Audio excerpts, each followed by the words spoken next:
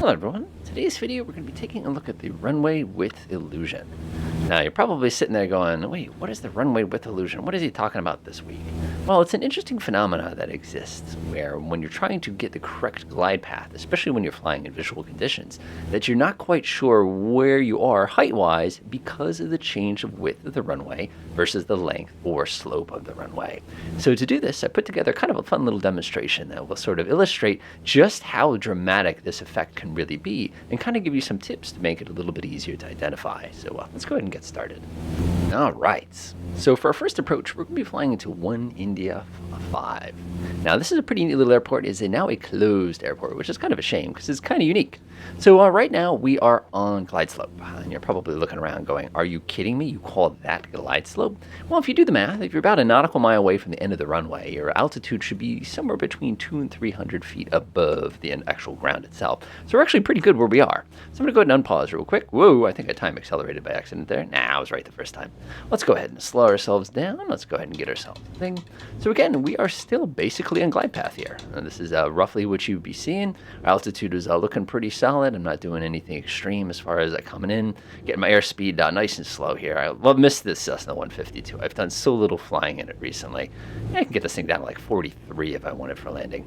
Now notice the shape of the runway as we're approaching it. Now this runway here is 22 feet wide. Now the reason I'm really a fan of runways like this is because of the fact that our airplane is wider than the runway. Now in my part of the country, in my part of the world this time of year, you would never get this spoiled because you'd run into a situation where you'd have snowbanks on both sides of the runway and it would preclude you being able to land on it. Now notice, this runway, like I said, is about 2,000 feet long. That was way too much runway there, but you can see exactly just how tricky that is. So burn that into your brain for just a second here, and now watch what happens when we double the width of the runway. And here we are. So this airport is 28 Micah. This is right around Boston. So what have we done? So we're actually a little high. Now you're probably saying, what do you mean you're a little high? That looks perfectly normal to me. That is about the same length of runway that we had a minute ago, but notice I've doubled the width of the runway.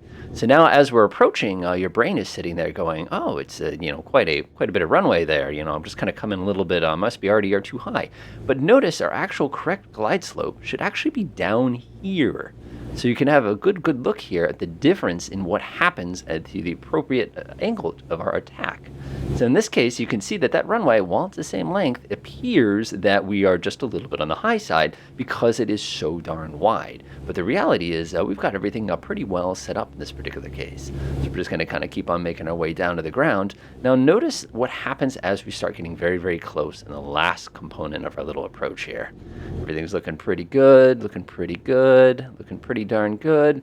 Not stressing out too much about our approach. We got a little bit of the bumps here today, nothing too excessive.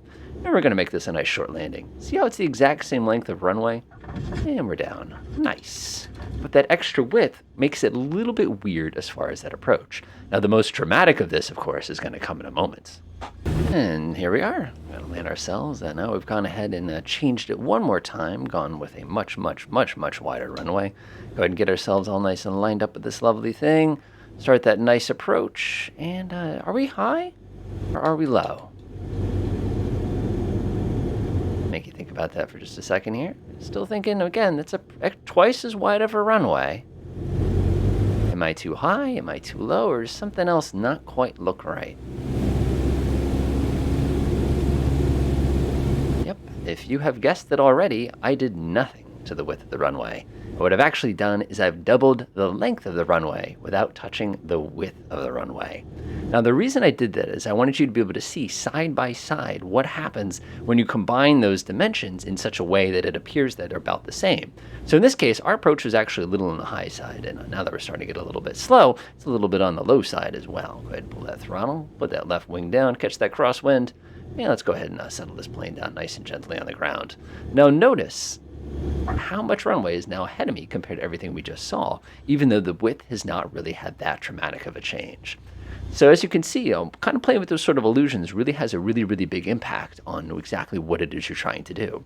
So one of the things I was saying is how do you kind of combat this? The big thing you need to be aware of, and this is very true at a new airport, is you really need to be wary of the fact that you haven't landed on that particular strip before. Now there's a lot of different variations of the actual length and width of a typical runway. The runways that are 200-300 feet wide out there. We can almost land on that one sideways.